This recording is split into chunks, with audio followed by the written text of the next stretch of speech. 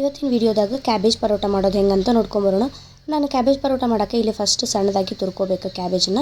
ಆಮೇಲೆ ಅದರೊಳಗೆ ನೀರನ್ನು ನೀಟಾಗಿ ತಕ್ಕೊಂಡು ಬಿಡಬೇಕು. ಪರೋಟ ಮಾಡುವಾಗ ಅದು ಮೆತ್ತಗಾಗ್ಬಿಡ್ತೈತಿ, ಹಾಗಾಗಿ ನೀರಿತ್ತಂದ್ರೆ ಚಪಾತಿನೂ ಹರಿದೋಗೋ ಚಾನ್ಸ್ ಇರ್ತೈತಿ. ಹಾಗಾಗಿ ಅದರೊಳಗೆ ನೀರನ್ನೆಲ್ಲ ತಕ್ಕೊಂಡು ಚಪಾತಿ ಹಿಟ್ಟನ್ನು ಮೊದಲನ್ನು ಕಲಸಿಟ್ಕೋಬೇಕು.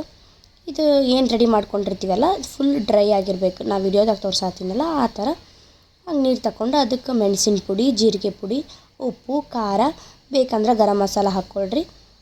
ಆಮೇಲೆ ಕೊತ್ತಂಬರಿ ಹಾಕಿ ಸ್ಟಫಿಂಗ್ ರೆಡಿ ಆಗ್ತೈತಿ. ನೆಕ್ಸ್ಟ್ ನಾವೇನು ಚಪಾತಿನ ಕಲಿಸ್ಕೊಂಡಿರ್ತೀವಲ್ಲ ಅದನ್ನು ಸಣ್ಣ ಸಣ್ಣದಾಗಿ 2 ಉಳ್ಳೆ ಮಾಡಿಕೊಂಡು, ಒಂದು ಉಳ್ಳೆ ಫಸ್ಟ್ ಒತ್ಕೊಂಡು ಮೇಲೆ ಇದು ಏನು ಕಲಿಸ್ಕೊಂಡಿರ್ತೀವಲ್ಲ ಸ್ಟಫಿಂಗ್ ಅದನ್ನು ಸ್ಪ್ರೆಡ್ ಮಾಡಿ ಅದ್ರ ಮೇಲೆ ಇನ್ನೊಂದು ಚಪಾತಿ ಹಾಕಿ ಪರೋಟ ಟೈಪು ಬೇಯಿಸ್ಕೊಂಡ್ರೆ ಕ್ಯಾಬೇಜ್ ಪರೋಟ ರೆಡಿ ಆಗ್ತಾವೆ. ಈಸಿಯಾಗಿಯೂ ಇರುತ್ತೆ, ಆಮೇಲೆ ಟೇಸ್ಟಿಯಾಗಿಯೂ ಇರುತ್ತೆ. ಪಲ್ಯ ಏನೂ ಇಲ್ಲ ಅಂತಂದಾಗ ಈ ರೆಸಿಪಿನ ಟ್ರೈ ಮಾಡ್ಬೋದು ನೀವು. ಕ್ಯಾಬೇಜ್ ಬದಲಾಗಿ ಕ್ಯಾರೆಟನ್ನು ಹಾಕ್ಕೋಬೋದು. ನಾನು ಟ್ರೈ ಮಾಡಿಲ್ಲ, ಬಟ್ ಒಂದು ಸತಿ ಅದನ್ನು ಟ್ರೈ ಮಾಡಿ ನಿಮಗೆ ವಿಡಿಯೋ ಹಾಕ್ತೀನಿ. ಉಪ್ಪು ಖಾರ ಕರೆಕ್ಟ್ ಹಾಕಿಬಿಟ್ರೆ ಇದಕ್ಕೇನೂ ಬೇಕಾಗೋದಿಲ್ಲ. ಇದಕ್ಕೆ ತುಪ್ಪ ಹಚ್ಕೊಂಡು ತಿನ್ಬೋದು, ಭಾಳನ ರುಚಿ ಇರ್ತಾವೆ. ಒಂದು ಸತಿ ಒಬ್ಬ ರಮಣ ಮಹರ್ಷಿ ಬೆಟ್ಟದ ಮೇಲೆ ಹೋಗ್ತಿರ್ತಾನೆ.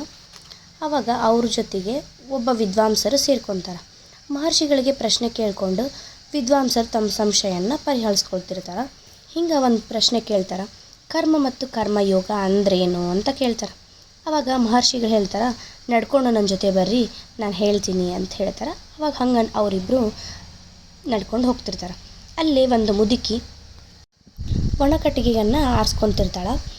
ಆಕೆಗೆ ಶಕ್ತಿ ಇರೋದಿಲ್ಲ ದೊಡ್ಡ ದೊಡ್ಡ ಕಟ್ಟಿಗೆ ಆರಿಸಿ ಕಡ್ಕೊಂಡು ತೊಗೊಂಡು ಹೋಗೋಕೆ. ಹಾಗಾಗಿ ಅಲ್ಲೇ ಬಿದ್ದಿರೋ ಸಣ್ಣ ಸಣ್ಣ ಕಟ್ಟಿಗೆಗಳನ್ನು ಆರಿಸ್ಕೊಂಡು ಒಂದು ದೊಡ್ಡ ಹೊರೆ ಮಾಡ್ಕೊಂಡು ಅದನ್ನು ತಲೆ ಮೇಲೆ ಇಟ್ಕೊಂಡು ಹೋಗ್ತಿರ್ತಾಳೆ.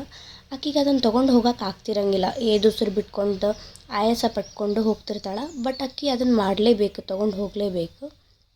ಹೋಗುವಾಗ ಮಹರ್ಷಿಗಳು ಆಕೆಗೆ ಹೇಳ್ತಾರೆ, ಅಮ್ಮ ಒಂದು 5 ನಿಮಿಷ ಇರು ಅಂತ ಹೇಳ್ತಾರೆ. ಆವಾಗ ಆಕೆ ಒಂದು 5 ನಿಮಿಷ ನಿಂತ್ಕೋತಾಳೆ. ಆವಾಗ ಮಹರ್ಷಿಗಳು ಏನು ಮಾಡ್ತಾರೆ, ಆಕೆ ತಲೆ ಮೇಲಿರೋ ಗಂಟನ್ನು ನೋಡಿ ಅದರೊಳಗಿನ ಒಂದು ದೊಡ್ಡ ಕಟ್ಟಿಗೆಯನ್ನು ತೊಗೊಂಡು ಆಕೆ ಕೈ ಒಳಗೆ ಕೊಡ್ತಾರೆ. ಕೈ ಒಳಗೆ ಕೊಟ್ಟು ಹೇಳ್ತಾರೆ, ಇದನ್ನು ಊರ್ಗೋಲನ್ನಾಗಿ ಮಾಡ್ಕೊ, ನಿನ್ಗೆ ಆಯಾಸನೂ ಆಗಂಗಿಲ್ಲ, ಸ್ವಲ್ಪ ದಾರಿ ಸರಳ ಆಗ್ತೈತಿ ಅಂತ ಹೇಳಿ ಅದನ್ನು ಕೈ ಒಳಗೆ ಕೊಡ್ತಾರೆ. ಆ ಅಜ್ಜಿ ಅದನ್ನು ಕೈ ಒಳಗೆ ಹಿಡ್ಕೊಂಡು ಮುಂದೆ ಹೋಗ್ತಾಳೆ. ಆವಾಗ ಆಕೆಗೆ ಅಷ್ಟು ಆಯಾಸನೂ ಆಗಂಗಿಲ್ಲ, ದಾರಿನೂ ಭಾಳನ ಸರಳ ಅನ್ನಿಸ್ತೈತಿ. ಆವಾಗ ಮಹರ್ಷಿಗಳು ತಿರುಗಿ ಹೇಳ್ತಾರೆ ವಿದ್ವಾಂಸರಿಗೆ, ಈಗ ಅರ್ಥ ಆಯ್ತಾ ಕರ್ಮ ಮತ್ತು ಕರ್ಮಯೋಗ ಅಂತ ಅದರಿಂದ ನಡುವಿನ ವ್ಯತ್ಯಾಸ ಅಂತ ಹೇಳ್ತಾರೆ. ಆವಾಗ ಅವ್ರ ವಿದ್ವಾಂಸರು ಹೇಳ್ತಾರೆ, ನೀವೇನು ಮಾತಾಡೇ ಇಲ್ಲಲ್ಲ, ನನಗೆ ಹೆಂಗೆ ಅರ್ಥ ಆಗ್ಬೇಕು, ನೀವು ಅದ್ರ ಬಗ್ಗೆ ಏನು ಹೇಳೇ ಇಲ್ಲಲ್ಲ ಅಂತ ಹೇಳ್ತಾರೆ. ಮಹರ್ಷಿಗಳು ಹೇಳ್ತಾರೆ, ನೋಡು ಒಣ ಕಟ್ಟಿಗೆ ರಾಶಿ ಹೊತ್ಕೊಂಡು ಹೋಗಬೇಕಾಗಿದ್ದು ಆಕೆ ಕರ್ಮ, ಆಕೆ ಅದನ್ನು ಮಾಡಬೇಕು. ಬಟ್ ಆ ಕರ್ಮ ಮಾಡ್ಕೊತಾನೆ ಆ ಕರ್ಮ ಭಾರವನ್ನು ಊರ್ಗೋಲನ್ನಾಗಿ ಮಾಡಿಕೊಂಡು ಬದುಕನ್ನು ಹಗುರವಾಗಿಸ್ಕೊತಾಳಲ್ಲ ಅದ ಕರ್ಮಯೋಗ ಅಂತ ಹೇಳ್ತಾರೆ. ಹಿಂಗೆ ನಮ್ಮ ಜೀವನ ನಡ್ಸೋಕೆ ಕರ್ಮ ಮಾಡಲೇಬೇಕು. ಅದನ್ನು ಕೊರ್ಕೊತ ನರಳ್ಕೊತ ಇದ್ರೆ ಅದು ನಮ್ಮದು ಇನ್ನೊಂದು ಕರ್ಮ ಆಗ್ತೈತಿ. ಹಾಗಾಗಿ ಏನೇ ಬಂದ್ರೂ ಸಂತೋಷದಿಂದ ಸ್ವೀಕಾರ ಮಾಡಿದ್ರೆ ಸಂತೋಷವಾಗಿಯೇ ಇರುತ್ತೆ ನಮ್ಮ ಜೀವನ. ಇನ್ನೂ ಯಾರ್ಯಾರು ನನ್ನ ಚಾನಲ್ನ ಸಬ್ಸ್ಕ್ರೈಬ್ ಮಾಡಿಲ್ಲ ಎಲ್ಲರೂ ನನ್ನ ಚಾನಲ್ನ ಸಬ್ಸ್ಕ್ರೈಬ್ ಮಾಡಿರಿ, ಲೈಕ್ ಮಾಡಿರಿ ಮತ್ತು ಶೇರ್ ಮಾಡಿರಿ. Thank you. Bye bye.